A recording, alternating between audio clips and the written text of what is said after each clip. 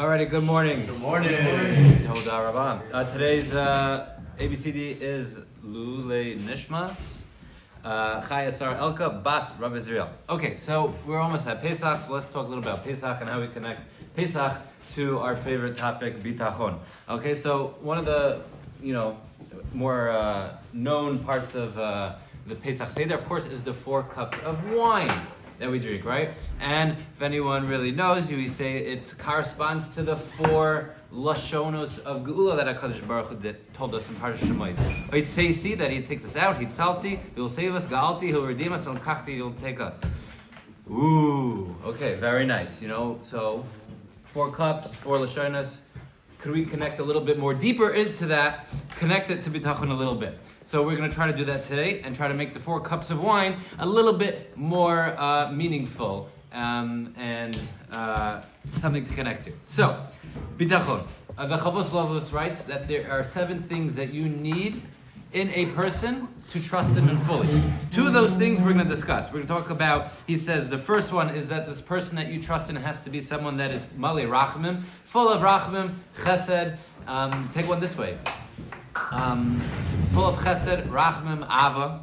Really a kind person if you want to trust in someone completely. And secondly, you have to know that he's all powerful and no one can stop him, no one can get in his way.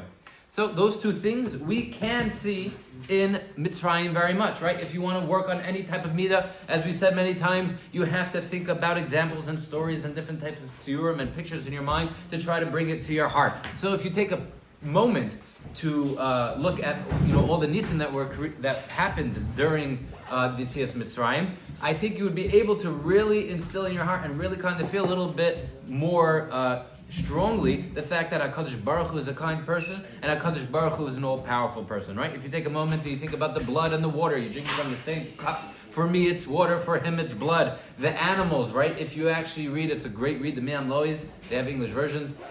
There are stories about the polar bears coming in the middle of Erev, and octopuses and squids reaching up from the Nile River and ripping roofs off houses. Crazy stuff. You see the power of HaKadosh Baruch Hu clear as day. He's creating new teva. It's the first time in human history, and maybe the only time in human history, that the human beings were able to witness the first time for sure, the first creation of nature, or the change of nature. Adam HaRishon woke up a little bit too late. He woke up on Friday. He missed everything. But here in Yetzias Mitzrayim, we saw all these crazy things. And now kindness, the second thing that you need in order to have full bitachon and trust in someone, is kindness. There's a medrash, an amazing medrash I heard. It talks about by Arbe, right? The grasshoppers came and ate only the Mitzri's, crops. And if a Mitzri and a Jew had a little business partnership, the Arbe, the locust, only ate the the Mitzri's person's part, not the Jewish person's part. To the fact, the medrash says, if they had a tree, it would only eat the half of the Mitzris and not the Jews. And it says, and if the Mitzri owned the trunk, and the Jewish person owned the branches and the fruit, the locust would only eat the trunk. What happened to the branches? I guess they hung in the air or something. I'm not sure. But throughout all these makkos, the Yam Suf, there was kind of like an invisible force field. HaKadosh Baruch Hu surrounding us, right, in a border of kindness, of hashgacha pratis, and not letting anything affect us. We were able to sit there, watching all these amazing things happen to people all around us, yet nothing touched us. HaKadosh Baruch Hu looked after us every last little bit and made sure we were comfortable throughout this entire thing. It's these 2 ideas. It's power and kindness that you could really connect to throughout the story of Yetzias Mitzrayim. And you could really start focusing on that hashgacha that HaKadosh Baruch Hu has done for us, and if He did it once, He can do it again. Right? The Orach Chaim explains, now let's go back to those 4 cups. The 4 cups, Hitzesi, he says, is when we stopped work, when we stopped being like actual slaves on Rosh Hashanah. Hitzalti is when He actually took us out of Egypt. Ga'alti is the Yam Suf, when we felt truly redeemed. And Lakachti is Har Sinai, is when HaKadosh Baruch Hu gave us the Torah. We start breaking down the chasadim of HaKadosh Baruch Hu, right? You know when you go on vacation, right? If you go away somewhere and you have an amazing time, but it's all kind of like a little bit of a blur. You know what I mean a little bit? If you have a great time and so many things going on, you can't you don't really remember everything that was going on, every last little detail. You wish you could, that's why maybe you take so many pictures so you can remember everything.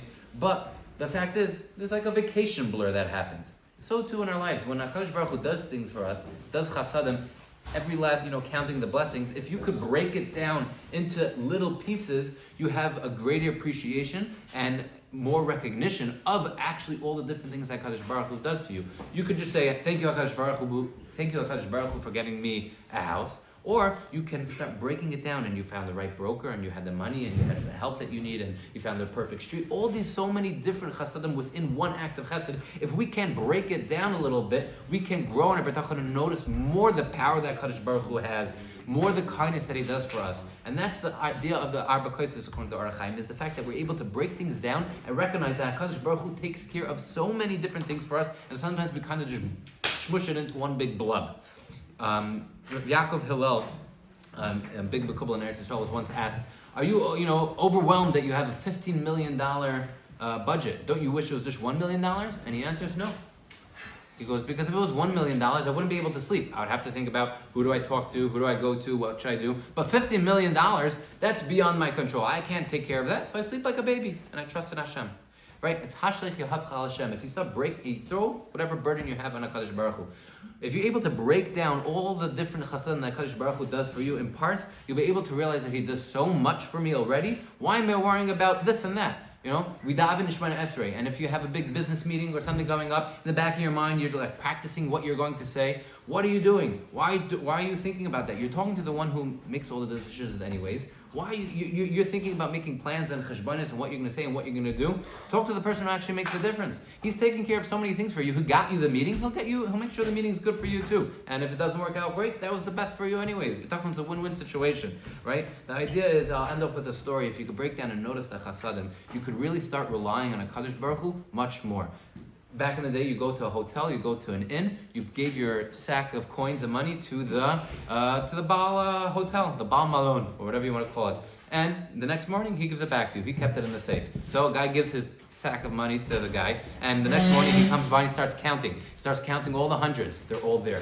He starts counting all the 50s, they're all there. He counting all the 20s, the 10s, the 5s, the 1s, everything's there. The quarters, the dimes, the nickels, he's counting, nothing missing. He starts counting the pennies. And the guy goes, if I didn't take, the Baal Malone, the owner says, if I didn't take any hundreds, I didn't take any 50s, no 20s, no 10s, no 5s, no 1s, no nickels, no dimes, no quarters, why are you counting your pennies? You think I'm stealing a penny?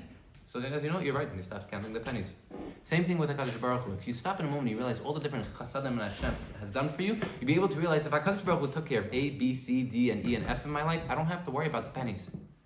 Everything's pennies. My rabbi told me this when I was going to Israel, right?